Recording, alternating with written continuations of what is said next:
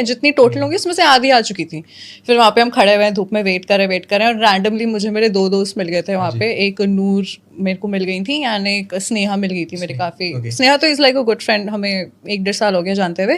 हम लोग अब लाइन पे खड़े हुए टाइम काट रहे हैं। फिर अब रैंडमली वो लोग अनाउंस करते हैं कि अब आप अपने बैग्स नहीं अंदर लेके जा सकते। और फिर हम बैग्स लेके आए हुए, तो पता नहीं किसी से वहीं पे रैंडमली दोस्ती करके हमने उसकी गाड़ी में अपने बैग्स रखवाए और फिर हम अंदर गए। हमने तो गाड़ी में रख दी थी इसलिए गए थे गाड़ी में। हमने भी रैंडमली दोस्ती करके किसी की गाड़ी में रखवाया था। आप भी इसी लाइन में लगे थे ना? कितने बजे आए थे? मैं तो 3 बजे आया था रात को। वही मैं कह रही हूँ, लड़के तो मतलब लड़कों की तो बात ही अलग है, वहीं सो गए थे कुछ लोग तो। नहीं, लड़कियां सो गई थी क्योंकि इन पे स्पेस था। और लड़कों पे नहीं था रात के 2 बजे तक भी। ओह गॉड। तो हम खड़े रहे थे। तो वही था जब फिर लड़कों की लाइन, पहले लड़कों को अंदर की परमिशन दी थी ना, इनकी लाइन स्टेडियम के बाहर तक, और हम लड़के आराम से चल के आके एक कॉर्नर में आधे उसमें खड़े हो गए थे। हाँ, लड़कियों का नंबर दिल्ली में कम था कंपैरेटिवली हैदराबाद में लड़कियां ज्यादा थी, आई फेल्ट दैट। फिर वेट करा, हम मेरा नंबर आया होगा अराउंड 3 या 4 बजे दोपहर के। 4 भी ज्यादा बोल दिया, आई थिंक 3 साढ़े 3 तक आ गया था। मतलब आपका इतना जल्दी कैसे आ गया? मैं 3 बजे लगा था और मेरे रात को अगले 12 बजे नंबर आया।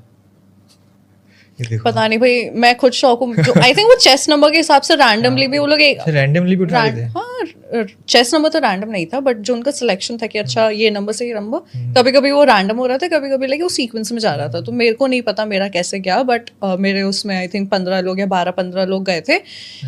3 बजे हमारा अगर फॉर एग्जाम्पल स्टार्ट हुआ तो आई थिंक चला होगा वो 1 घंटा तो चला था आराम से, स्मूथ था। आपकी दिल्ली जीडी राउंड में मतलब कैसे कैसे लोग थे? आपको लग रहा था कि बस मैं ही सिलेक्ट होंगी और कोई नहीं होगा? वहां पे अंदर घुसने के बाद तो दिख के समझ गए थे, क्योंकि हम सब लड़कियां थी और एक लड़का था। तो चलो मैं ऐसी थी कि चलो इनमें से मेरा GD2 तक तो हो जाएगा।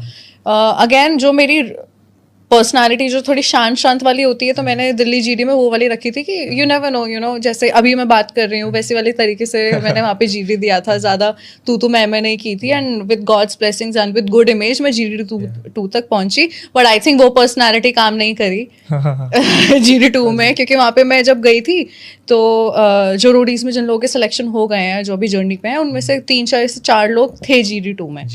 वहाँ पे तो मारपीट चालू हो गई।